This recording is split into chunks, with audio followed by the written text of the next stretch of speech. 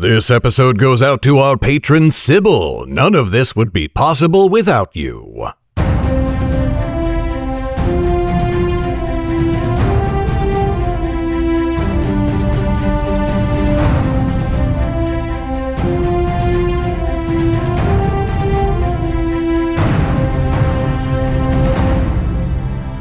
Hi there, Garrett Robinson here. Welcome to the 18th episode of the Nightblade Epic Podcast, Season 3.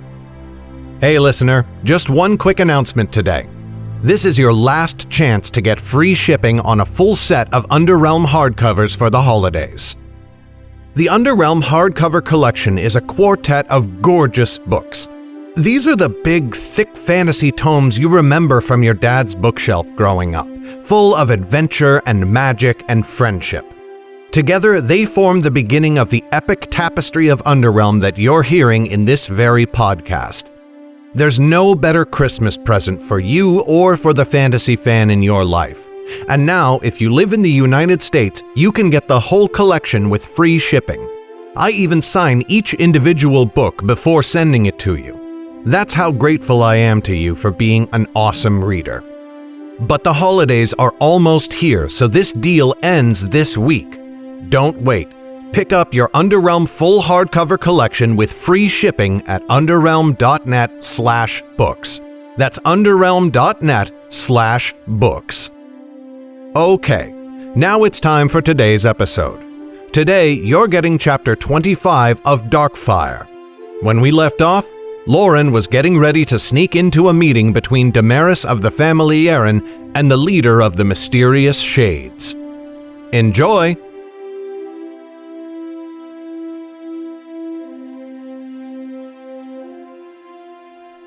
Darkfire, Chapter 25. The stronghold had seemed dark enough before. Now it appeared even more gloomy, and Lauren thought she could imagine a cloaked figure hiding in every shadow. Her heart thundered at her within her chest, like a great war drum beating hard in alarm. Fire, foes, to battle.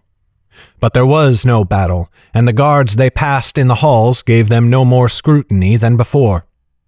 Jordell took a different way this time, left and around the corner, and soon to a staircase leading up.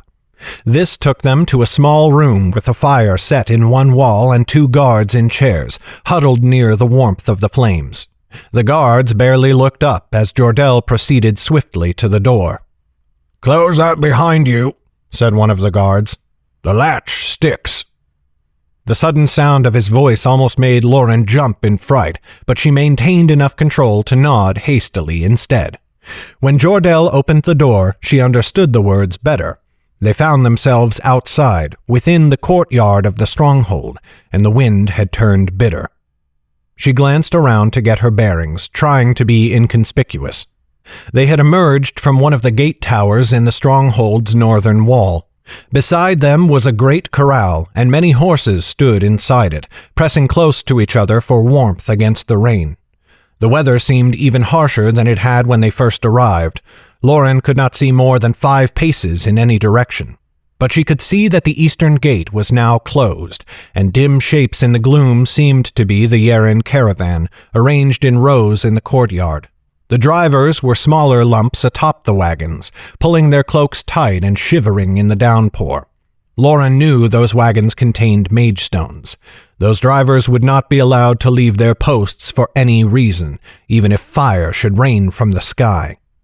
Though more Yeren men stood in rings around their wagons, they were not the only ones present. Lauren saw many stronghold guards there as well, forming another ring around the caravan. But these guards were not present to keep anyone from straying too close to the wagons, she realized. They were there to keep the Yeren guards from wandering too far away. The two groups faced each other in the downpour, both sides glaring, both trying not to show their discomfort in the cold and the wet. Jordell pressed on quickly, turning left and leading her to the stronghold's other wall. From the gloom appeared the great hall, and above it, the keep. Tall and imposing, the walls of the keep were like a mountain all on their own, and though the real mountain stretched high above the structure, still Lauren thought the keep was the more impressive sight. It was round, not square like most of the other towers, and it stretched into the sky for what seemed like 20 paces. But they did not make for the keep, and drawing closer, Lauren could see there was no door to enter it from the courtyard. Instead, they made for a building built into the southeastern end of the courtyard, to a door just like the one in the gate tower. Inside was a room filled with arms, swords and spears and bows all lining the walls. "The armory," said Jordell. "I would never have guessed," said Lauren. If Jordell knew it was a jest, he did not smile. Another sharp turn and another door placed them in a corridor again, much like the one they had found when they first entered the stronghold, and Lauren realized that they stood now within the southern wall. At the end of the hallway stood a great door that took up nearly the whole wall. It was made from iron and looked to be very thick. Jordell went to it and knocked, and after a moment a hatch slid open. On the other side, 2 beady eyes squinted at them. "What is it?" said the woman. "Orders from above," said Jordell, sounding weary. "It seems there is a leak in the roof. We have been sent to look at it."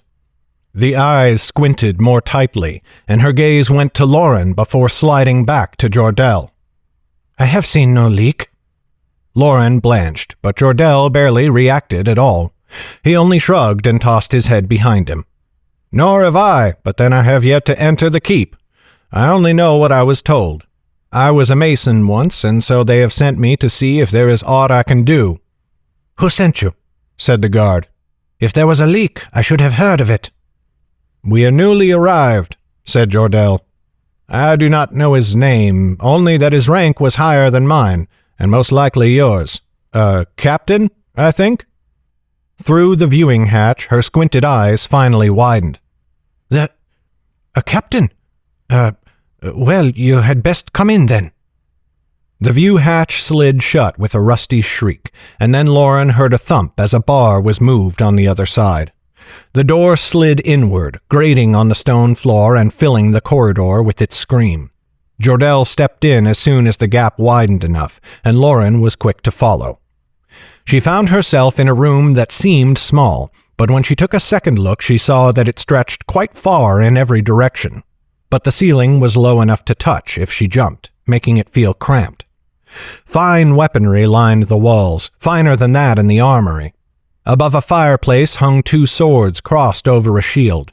Well-made spears stood in rows, and there were bows on display that put even Albern's fine crafts to shame. A great tapestry hung on the back wall, bordered in red and worked through with threads of gold and silver. In it, Lauren saw a tall figure in black armor holding a silver sword high, though she was not close enough to see any more details. To their right was another iron door, much like the one through which they had entered. If she had her bearings right, that door led into the stronghold's hall, behind the dais they had seen. "Take the stairs all the way up," said the guard who had let them in. She was alone. Lauren saw a small table and a single chair nearby. Though they were modestly carved, there was obvious skill in their making. "Thank you," said Jordell, "though I certainly will not enjoy going out into that rain again." "Welcome to the Great Rocks," said the guard with an ugly look. "I wish we had never left the forest." Lauren's ears perked up sharply at that, but Jordell seemed not to hear. "I would know little of that," he said. "Stay warm." Against the opposite wall there was a narrow stone staircase with no banister, and it vanished into the ceiling above them. They climbed it and found themselves on another floor just like the first, except this one had no weapons or tapestries on the walls, only a great table in the middle, surrounded by many fine and cushioned chairs. A council room, then, from which the stronghold's commander could coordinate their defenses. The staircase ended, and Lauren saw another one on the opposite side of the room, again vanishing into the ceiling. "Why did they build it that way?" she said quietly. "Why not have only one staircase going all the way up?" "Anyone who breaks into the keep must cross each floor before they can keep climbing," said Jordell. "It gives the defenders many places to retreat. Attackers cannot push all the way up a single staircase in one great surge. They must fight to take each floor and conquer each staircase anew." Lauren nodded, imagining it. Soldiers fighting and dying for every pace of stone floor, blood pouring down the steps of each story. She shuddered and hoped she would never know a battle like that, warriors killing each other just to own a few stone walls. The next floor up held provisions and rations. Great barrels lined one wall, likely filled with wine or ale, while everywhere there were great sacks holding flour and wheat and even some vegetables. A few had spilled out upon the floor, and Lauren wondered how often the place was inspected. The next floor held beds, and one side of the room was blocked by a curtain, the quarters of the Lord of the Stronghold, no doubt. A final staircase led to a wooden hatch. Jordell pushed against it, but it did not budge. He thudded on it hard with his fist, and when no answer came, with the hilt of his sword. Finally they heard footsteps above, and a sharp sliding sound as a latch was thrown. The hatch rose, and immediately they were pelted by raindrops. Hastily they emerged into the rain atop the keep. 2 guards stood there already, both huddling beneath their cloaks and cowls, trying to stay dry in the lee of the ramparts. It was a fruitless attempt. There was no place to hide from the downpour. "We have only just started our watch," said one of the guards, shouting to be heard in the rain. "I'm not here to replace you," said Jordell. "I've been sent to look for a leak." "There is no leak," said the guard. "Well, then my search will be fruitless, but I have orders, same as you." "Waste your time, then, if you wish. It is no trouble to me." The guard turned from them with a shrug and went back to huddle away from the wind, crouching against the wall at the edge of the roof. Jordell made a great show of his inspection.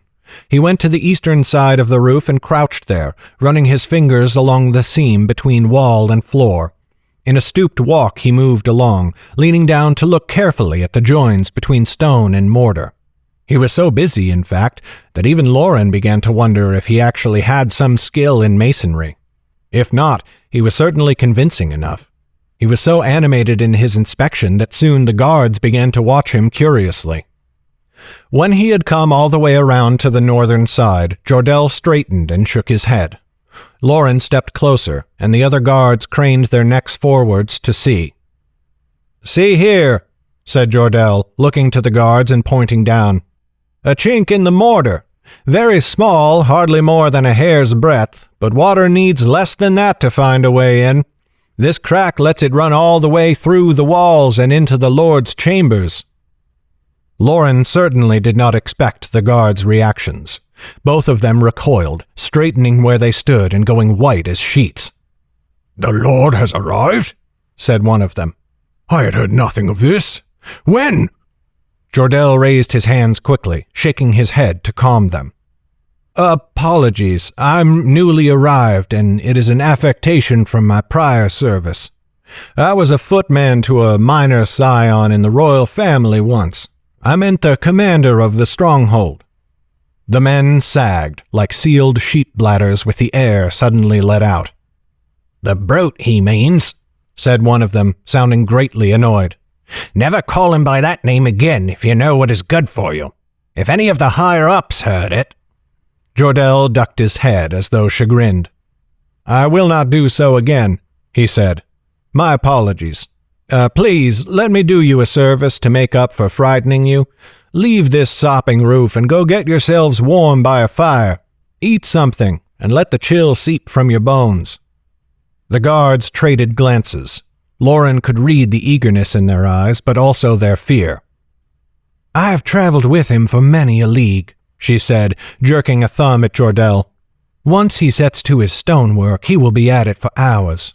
Tell the woman downstairs we shall be here till sundown at least, or, that is, what passes for sundown in this weather." She looked up at the sky, where the sun was not so much aglow as a part of the clouds that was slightly less dark than the rest. Still, the guards hesitated. "No one has told us we are relieved." "The captain sent him," said Lauren. "When we told her that below, she snapped right into line. Mention it if you must. Besides, what kind of watch can you be keeping? I can scarcely see my hand in front of my eyes." The guard who had opened the hatch for them gave a rueful laugh. She speaks true enough. That is fair. We shall thank you for your kindness, then, and once more advise you, never call another the Lord, not unless you mean who you say." "I will not," said Jordell, "and thank you in return." The guards hurried through the hatch in the roof. Lauren closed it behind them, and then slid into place the wooden bar that held it shut. Quickly she threw off her guardsman's cloak, shivering for a moment in the chill, and donned her black one instead. Immediately the rain seemed to lessen. The thick velvety cloth kept the water from soaking through, while also lessening the chill of the wind that pelted her. Compared to before, she felt almost warm. Meanwhile, Jordell unfurled the rope and tied it quickly around one of the ramparts on the northern side. He let the rest of the length drop down into the gray. "The hatch is sealed. You could still come with me." "When stealth is required, fewer bodies are harder to see," said Jordell. "Besides, what if someone came and wanted to open the hatch? How would it look if neither of us answered?" "How will it look if you answer and I am nowhere to be found?"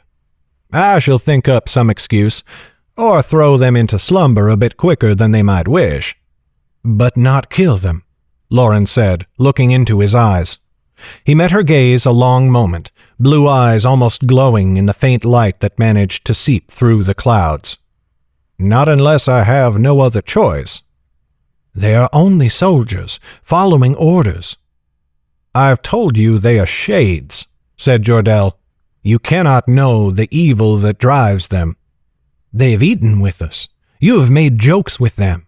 They seem to represent no more evil than any other we have met by chance upon the road. No doubt some are here only for the coin. You know the Shade's dark history. Do these people who serve them know it?" "Enough, Lauren," said Jordell firmly. "I promised when I took you into my service that I would not force you to fight nor to harm another. I made no pledge for myself, but you know I will not do so if there is another way. If you thought so little of me, you would not be in my company now. But you are, and now we have work to do." Lauren's jaw clenched, but the mystic was right. Even now Damaris might be in the hall below, meeting the stronghold's commander, the brute, as the guard had called him. She went to the wall and pushed herself up, sitting on the edge of it. It was a great height, but she had spent half her life at the tops of trees, looking down at the ground far below. Gripping the rope, she slid from the rampart's edge. The rope swayed beneath her, and for a moment Lauren spun out of control, her left shoulder slamming into the stone wall. She gritted her teeth and forced herself to hold still, letting the sway of the rope bring her around. Once she stilled, she planted her feet on the stone and began to lower herself hand over hand. She whispered a quiet prayer of thanks for her years spent climbing and the strength it had given her arms. But a tree with branches was quite different from a rope made slick with rain. As she went farther and farther down, the rope grew ever wetter, soaking up the rain that had been unable to reach it beneath Jordell's cloak. Her hands slipped once, but she swiftly recovered, wrapping her whole body around the rope. But moving her feet from the wall made her swing again, and she thudded painfully into the stone. It was a moment before she could steady herself with her feet, and by the time she did, her hands had gripped the rope so tightly they were almost frozen. She leaned forwards and breathed on them a few times, trying to imbue them with warmth, but it was fruitless against the biting chill. Her best hope was to descend as quickly as she could, while her fingers still felt anything at all. Faster now, she began to slide down, but each time it was harder to grip the slick line. Finally, disaster struck. Lauren's boots slid out from under her, and she swung towards the wall. She struck it with a crash, and her fingers loosened against her will. Air screamed in her ears as she plummeted, and without thinking, she seized the rope again. It sliced through the skin of her palms like a knife, and she cried out with the pain of it. The roof flew up to meet her, and she slammed into it on her back. The impact knocked the breath from her and left her gasping, but she had no time to recover. The slope was slick with rainwater, and she began to slide towards the roof's edge. She scrabbled to catch a hold, but the shingles slid beneath her bloodied palms. Sharp stabbings told her of splinters sinking into her flesh. Lauren rolled, flipping onto her back, and the thick cloak slowed her descent, but not nearly fast enough, for the edge still sped towards her. She planted the soles of her boots, but that was a mistake. Her boots caught, but the speed made her flip up, so that for one brief second she stood before pitching forwards again towards the edge, now head first. She tried desperately to twist around again, but only managed to turn sideways before reaching the roof's edge. That saved her life. There was a tiny lip, no more than a few fingers high, and she struck it with her whole body. Still, she nearly went over, but she managed to hang on with one arm and one leg wrapped around the stone lip. Her cloak dangled into the empty air, weighing her down. She groaned hard as she managed to pull herself back up, flopping onto her back at the very edge, tucked against the lip. For a long moment she lay there, trying to still her hammering heart. Images flashed in her mind of her body spinning out into empty space to slam into the ground of the courtyard. Even if she survived the fall, she would be doomed. Surely the guards would see her, and then all would be lost. Through the dim haze, Lauren thought she could just glimpse the figure of Jordell peering at her over the edge of the keep's roof. She raised a limp hand and gave him a small wave. His face disappeared. That is enough rest, she decided. She still had work to do. She forced herself to get up, though in truth she wanted to lie there forever and never rise again. Kneeling at the roof's edge, she peeked cautiously over the side. In the wall beneath her was a window, easily large enough to slip through, but it was more than a pace down, and its sill was not wide. She would have to risk it. Much time had passed already, and who knew but that Damaris was already within the great hall, speaking with the stronghold's commander. Lauren tried to still her shaking and bloodied hands, wrapping them around the stone lip at the edge with a grimace. Then she kicked off. Her body swung around and towards the window, striking the wall just above it. Now her feet were only a pace from the sill, but to reach it, she would have to drop. A terrifying thought came to her mind. Once I get down, how shall I get back up? At that, her nerves failed her, and she hung there for a long moment. She was too terrified to drop down and too exhausted to pull herself back up, and her arms had begun to ache. The choice was removed from her. The slick rainwater on the stone finally made her lose her grip, and she fell with a lurch in her stomach. Her feet found the sill, but she was still leaning too far backwards. She teetered and for the second time pictured herself falling lifeless into the courtyard. But her hands acted when her mind could not, snatching the edge of the window, scrabbling at the stone. One of her nails ripped off in a chink between stone and mortar, but she found her grip. She pulled herself inside and out of the pouring rain. She was in the hall. Well, almost. A rafter sat only a pace ahead, at the perfect height for her to step forwards onto it. Almost she did so, but then she remembered her cloak. It was soaking wet. The last thing she wanted was for it to drip onto the floor as she hid in the rafters, for then they would surely find her. She reached up and untied the cloak from her throat, folded it quickly, and left it on the sill. Then she stepped onto the rafter, holding herself steady with one hand while sucking on her mangled finger to ease the pain. The ache in her palms had become a fire in the freezing air. At once, Lauren saw her, Damaris, standing alone in the center of the hall, some 5 paces from the throne at the end. From so far up near the ceiling, Damaris looked very small indeed, and certainly not the imposing figure that Lauren often imagined her to be. Just behind Damaris stood a large man, broad and muscled, though not quite so imposing as the stronghold's commander that Lauren had seen earlier. The guard wore a breastplate and had a helmet under one arm, while his other hand rested on the hilt of a sword nearly as long as Lauren was tall. She knew him at once. Gregor, Damaris's personal bodyguard. Where Damaris was a serpent with 2 faces, Gregor was a battering ram. He had disliked Lauren from the first, and nearly killed her even before she stoked the merchant's ire. Many of her most fearful dreams were of finally falling into his clutches. The other Yeren guards were unknown to Lauren, but they stood close by their master and watched the room with wary eyes. As she studied Damaris, her mind drifted back to the road where they had met. To Lauren, the merchant had looked then as she did now, calm, serene, even kind, a worldly woman with a sharp eye and a quick tongue. It had not been hard for Lauren to imagine the two of them working together, and even becoming friends in time. She shook the thought away. She and Damaris would never be friends now. Not after Lauren had seen her order the deaths of so many. Not after Cabris, where she had ordered Lauren thrown into a cell with a viper. For all that Damaris seemed to be, Lauren had seen the merchant's true colors far too clearly to ever be fooled again. But then all such thoughts vanished, for there was a great groan at the head of the hall. Iron hinges wailed as a door opened, and from behind the dais emerged the commander, walking languidly to sit upon his chair.